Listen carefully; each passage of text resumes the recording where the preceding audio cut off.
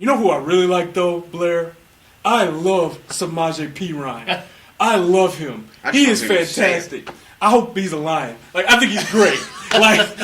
like he won't be here. He's very Spencer Ware-ish. But he does everything right. The only thing he's not is a big play thrower. Right, including, I think, was it 476 against the KU defense that year? Or something, something like, set the NCAA rushing record against Kansas. No, he's a talented guy. I love him. And heck, OU having Joe Mixon and Samaje Perine in the backfield, same backfield last year. Not fair. Samaje blocks. He's a willing blocker. He's a tough guy. Yep. You know, he's one of those guys that always seems square to the line of scrimmage. It's hard to.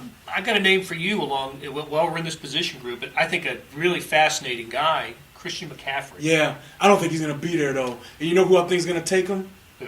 Andy's old friend Doug, yeah. number 14. Yeah, 15 to 14. He's just a clean prospect. You know, do I think that he's Reggie Bush or something? No. But he'll return kicks. He'll return punts. He'll be on every special team.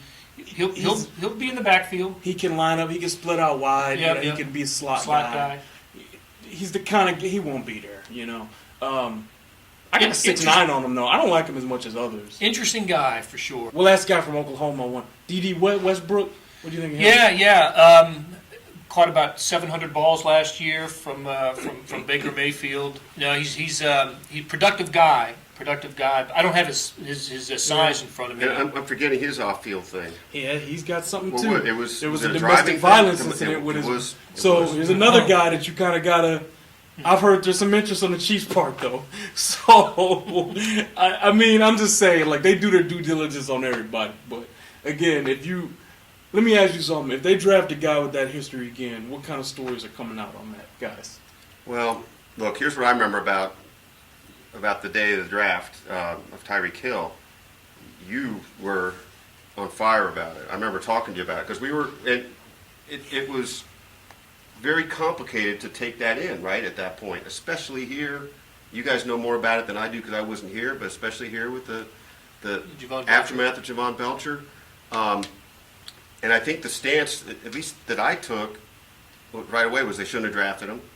And I think that was everybody's reflex. And exactly. And I think the stance I'd like to call this evolving, and I hope that's the right word, but I still think they shouldn't have drafted him.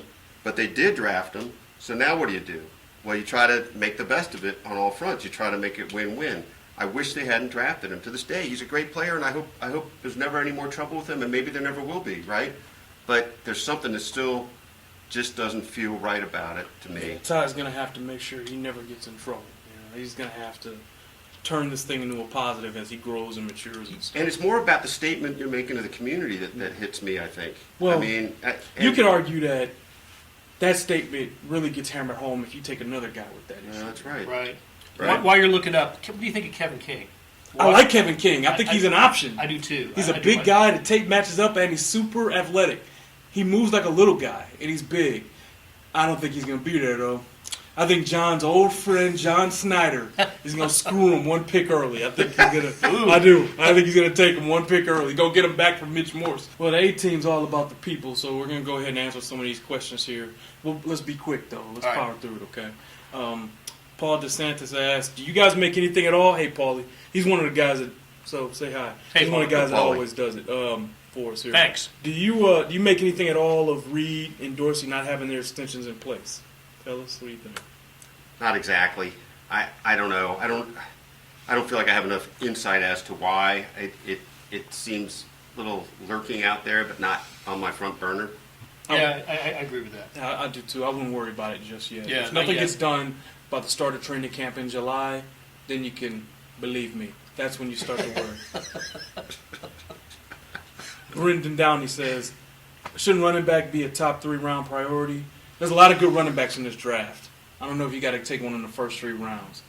Somebody like Marlon Mack could be in there in the 4th round. There's some, Jamal Williams. There's guys. I think you can get the kind of back you guys, another back in the mix in the 4th round. So. And Darren Reeves comes back from injury. Yeah, absolutely. We like Darren Reeves here. We think he can play. Are we going to see any crazy trades during the draft? Bo Bryant Amos asked, is anybody going to give up their future first-round pick to move up? I don't know. I wouldn't do it if I was the Chiefs. I don't like giving up first-round picks. Right, but you're right about 10 picks. 10 new guys aren't making this team. Yep. package him, get the guy you want. Yeah, well said. That's right. Mm-hmm. The question from Jerry Hayes: would you rather trade up in the first to pursue a quarterback, or trade out of the first altogether and select Nathan Peterman or Kaya in the second or third? Have you seen Kaya? No, but I know you saw him, and you went and scouted him. Saw him at Notre Dame, Miami. Yeah. I don't know if I would trade out of the first round. There's some really good players in this, and I don't think they need to acquire more picks, Jay. I think they need to. I think they need to just take whatever goal falls to them at 27. You said. Go ahead, Well, what'd you think of Deshaun Kaiser? Because you saw him the same game. I thought Kaiser was going to be the first quarterback taken because he's big and I he's like Deshaun strong. Kaiser. There's some questions about his ability to keep his eye on the prize here. There was no reason that team should have gone 4-8 No, with him at absolutely quarterback. not. No, That gives you some. That makes you worry about the leadership. That makes you worry about his focus and determination.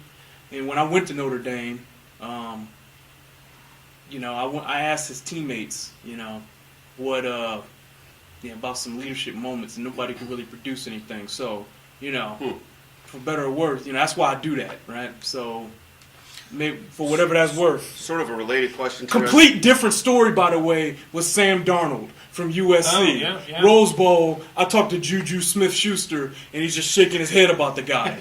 So, Darnold, look, when people believe in the quarterback, it ain't hard to get, the glowing quotes. You know what I mean? Number 1 pick in 18, Sam Darnold. Yeah, there was a ton of Darnold talk at the combine.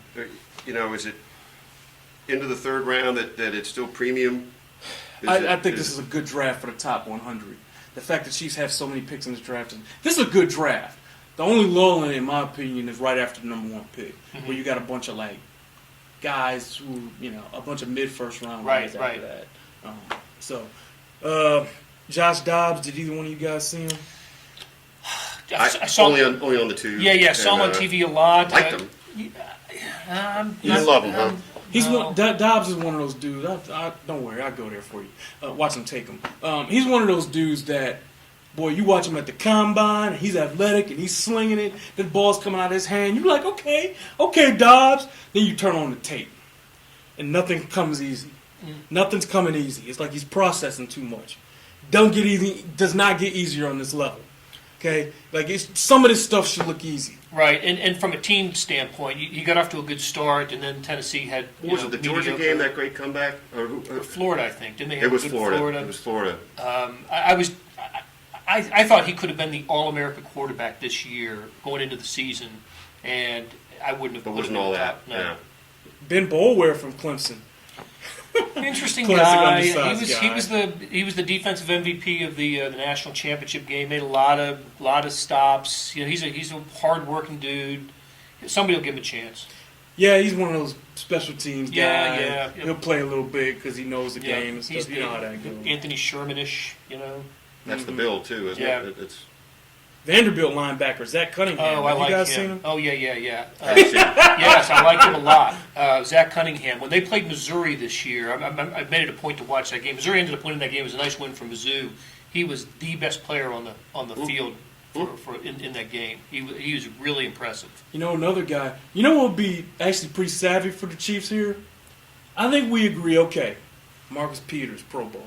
Terrence Mitchell probably deserves a shot to show what he can do. Steven Nelson at worst is a very good number 3 corner. At worst, all right? Then you still got DJ White. You still have Phillip Gaines. Those are probably 5 corners you want to see more of, right? Yeah. Somebody's asking about the Washington corner, Sidney Jones. Sidney Jones, Peters comparison. He had an injury, probably won't be able to play this year. This is a guy with first-round talent.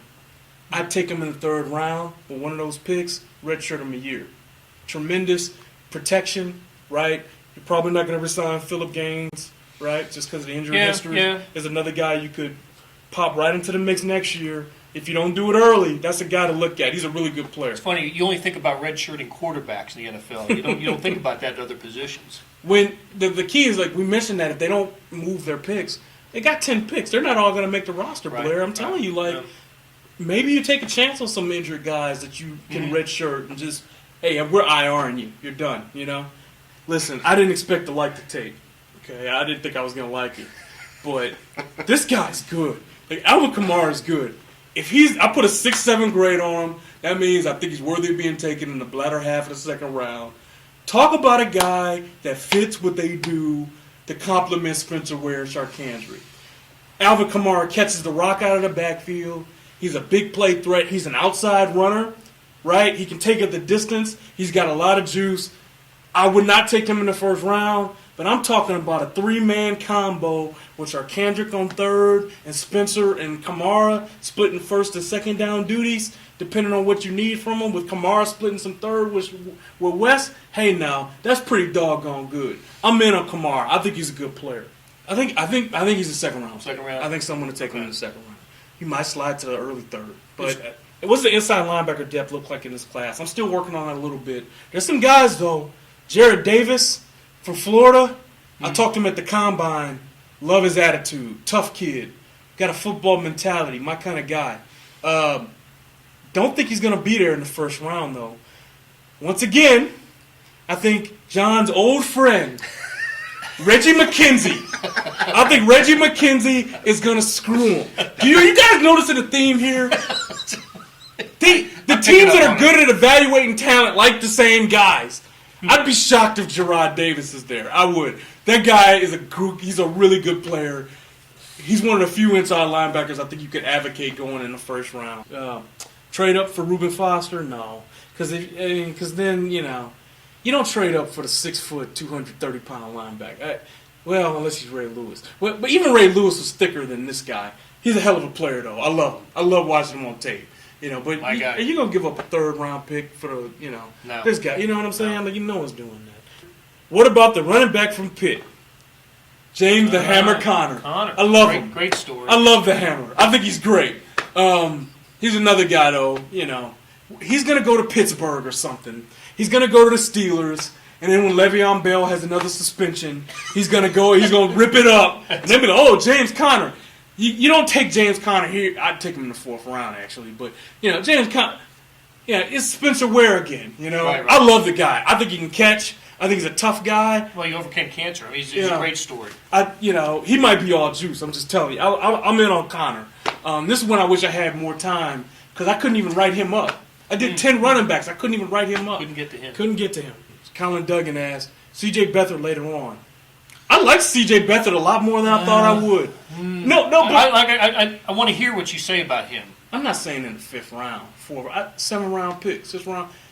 He's called real plays. He's taking snaps under center. He actually has a above-average arm. But they're not taking got like two an quarterbacks, are they? No. And 7th round. Listen, that was great. Thanks for setting me up for that. That was great. And also, he's kind of got a feel for it and like a cockiness and confidence on the field. I'm a Beathard guy. I'm in on Beathard. I like him as a late round guy. I think he can profile as a backup and maybe help you a little bit. Yes. Andrew Chenoweth asked about Jabril Peppers, who will make my all-juice team, there's no tape of him playing safety, really, okay? But I talked to him at the combine. How is there not? There's tape of him playing every other position. There's no tape of him doing too deep coverage, but you talk to this guy, and I talk to people in Michigan. I know some people in the program. You get alpha guys. Fast and Furious reference for you here. You got alpha guys. He's double alpha, okay? Double alpha. Holds people accountable. Loves the game. Raises the practice level. Has a lot of juice. He will make the all-juice team. And there's a problem with the eval because he played linebacker. He's not big enough to do that really even on a sub-package basis except in special occasions on this level. But I think he is a guy, the testing checks out. He's a great athlete. He's got plus intangibles. Top of the second, I'm going to put a 6.8 grade on him. Not a first-round pick, high second-round pick. I think he's a guy that will learn it. And in 2018, 2019 ends up being a really good player. I love Jabril Peppers. You don't have everything you need to make him a first-round pick, though. The tape doesn't match up with that kind of draft position. But he is a terrific player.